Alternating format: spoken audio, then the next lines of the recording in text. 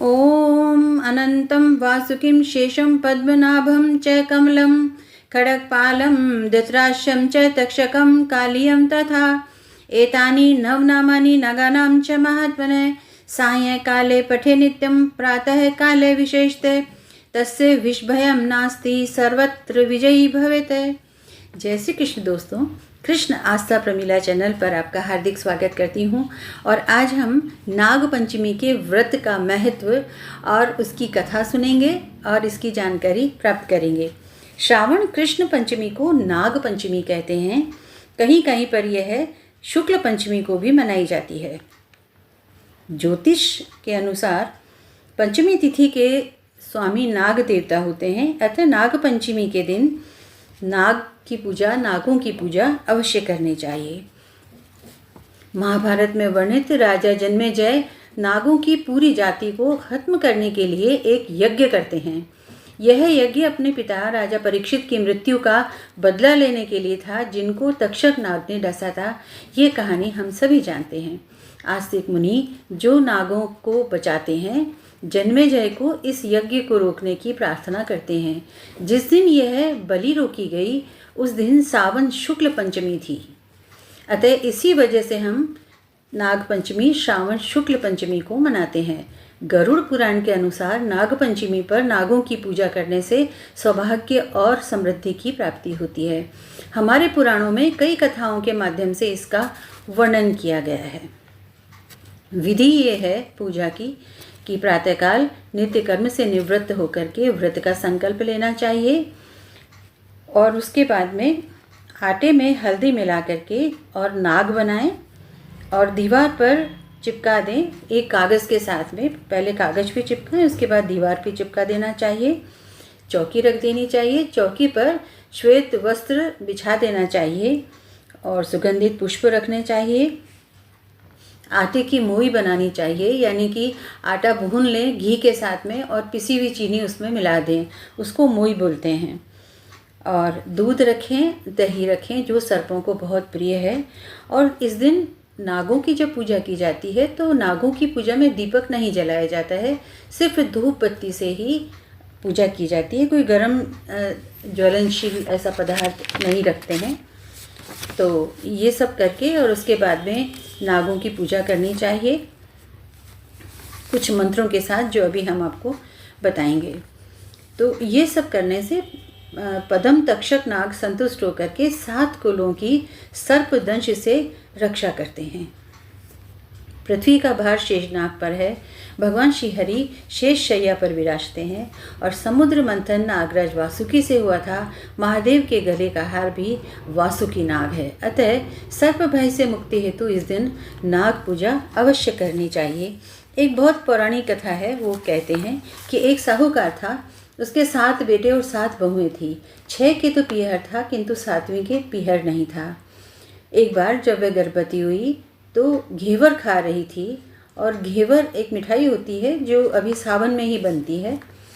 तो जब उसके पीहर नहीं था और वो जब पानी लेने के लिए गई तो रास्ते में उससे भूख लगती थी, तो उसने एक छोटा सा टुकड़ा रख लिया अपने साथ में घेवर का और चली गई। पेड़ के नीचे उसने घेवर को रखा और सोचा कि पानी भर के आराम से मैं घेवर खाऊंगी। पानी भर के घेवर लेने जब गई तो वहाँ घेवर नहीं मिला। पेड़ के पास में एक बांबी थी, उसमें नागिन रहती थी, वह भी गर्भवती थी। घेवर देखकर नागिन की इच्छा भी उसे खाने की हुई, तो उसने घेवर खा लिया और सोचा साहूकार के बेटे की बहू अगर गाली निकालेगी तो मैं उसे काट खाऊंगी, पर अगर वह कुछ नहीं कहेगी तो मैं उसको पीहर वासा दूंगी। साहूकार के बेटे की बहू ने देखा कि घेवर नहीं है तो कहने लगी, बेचारी कोई मेरे जैसी होगी तो खा गई, कोई बात नहीं। नागिन बहुत खुश हुई। उसने अपने बेटों को सब बताकर कहा कि वो इंसान का रूप बनकर जाए और साहूकार के बेटे की बहू को ले करके आए। नागिन के बच्चे इंसान का रूप बना करके साहूकार के घर गए और साहूकार की पत्नी से कहा कि हमारी बहन को हम लिवाने आए हैं, सो भेजो। सास ने कहा, इतने दिन कहाँ थे, पहले तो कभी नहीं आए। नागिन के लड़के ने कहा कि ब्यान जी हम हमें नहीं पहचानती हैं आप।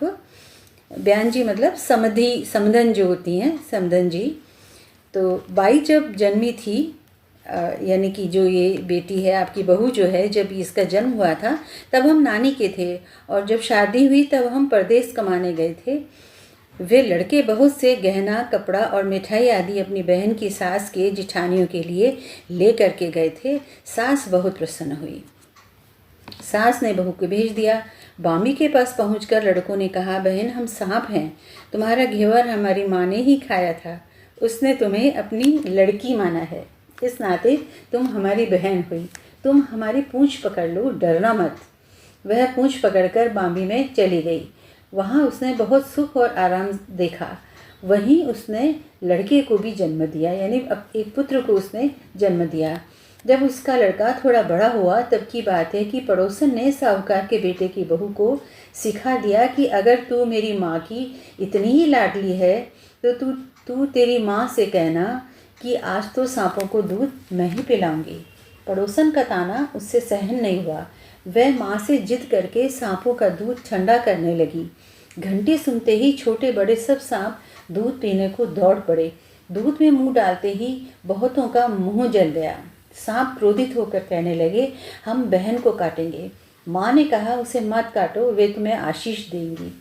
साहूकार के बेटे की बहू बोली, जियो मेरे नाग नागनी, जियो मेरे वीर, वीर ओढ़ाए चूनर, चूनर तो फट जाए पर वीर जीवित रहे। कुछ दिन बाद पड़ोसन ने ताना मारा, तेरी माँ अगर तेरा विश्वास करती तो तुझे 7वें कोठे की चाबी देती। उसने जिद करके माँ से 7वें कोठे की चाबी ले ली। ताला खोला, देखा तो बाबा नाग जल में झूल रहे थे। उसने कहा, बाबा आप तो मेरे पिता हैं।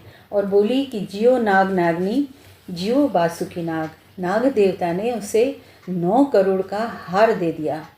माँ ने अपने बेटों से कहा, भाई अब तो बड़े घर में हाथ डालने लगी है, उसे घर पहुँचा दो।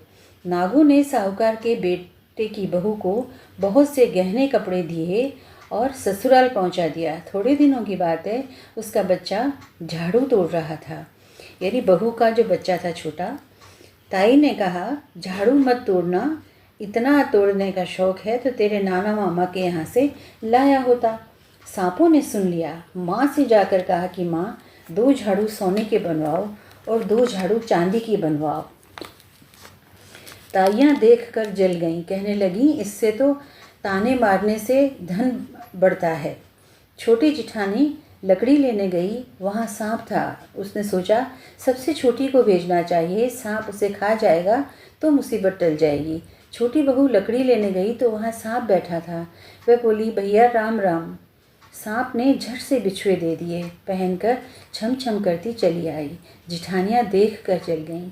उन्होंने उसके पति को दुकान से जब आया तो सिखा दिया कि तेरी बहू तो सांप बिच्छुओं से दोस्ती रखती है। साहूकार का बेटा अपनी बहू से रात को कहने लगा कि सच सच बता, सांप बिच्छू तेरे क्या लगते हैं जो तुझे काट खाने के बजाय तुझे गहने देते हैं। बहू ने कहा, वो तो मेरे भाई भतीजे लगते हैं। फिर उसने सारी बात अपने पति को बताई। पति ने कहा, तो क्या तेरे भाई भतीजे सिर्फ तुझे ही बुलाते हैं, कभी अपने दामाद को नहीं बुलाते? औने कोने में छुपे सांपों ने जब बात सुन ली तो जाकर के अपनी माँ से कहा। माँ ने कहा, दोनों को बुला लाओ। इंसान का रूप रख कर दोनों सांप के बच्चे उनको बुला लाए। खूब कपड़े गहने दे करके तीनों को विदा किया। जैसा पीहर वासा सुख बहू को मिला, वैसा ही भगवान आप सबको देना, सुनने वाले को, कहने वाले को, सबको देना। और अब मंत्र देख लेते हैं, मंत्र पढ़ लेते हैं 2-3 जो कहानी के बाद में हमको बोलने चाहिए। ओम नवाकुलाय विद्महे विषदंताय धीमहि तन्नो सर्प प्रचोदयात्। इसकी तो हम सिर्फ एक ही माला करेंगे। एक बार और पढ़ लेते हैं। ओम नवकुलाय विद्महे विषदंताय धीमहि तन्नो सर्प प्रचोदयात्। और दूसरा श्लोक है, सर्वे नागाः प्रियन्ता मे ये केचिद् पृथ्वी तले ये च हेली मरीचिस्ता यंतरे दिवि संस्थिता ये नदीषु महानागा ये सरस्वती गामिनः ये च वापि तडागेषु तेषु सर्वेषु वै नमः। अर्थात संपूर्ण आकाश, पृथ्वी, स्वर्ग, सरोवर, तालाबों, नल, कूप, सूर्य किरणें आदि आदि जहाँ जहाँ भी नाग देवता विराजमान हैं, वे सभी हमारे दुखों को दूर करके हमें सुख और शांति का जीवन दें। सभी नागों को हम बारंबार प्रणाम करते हैं और सर्प भय से मुक्ति की प्रार्थना करते हैं। इति नागपंचमी की बहुत बहुत आप सभी को मंगल कामनाएं।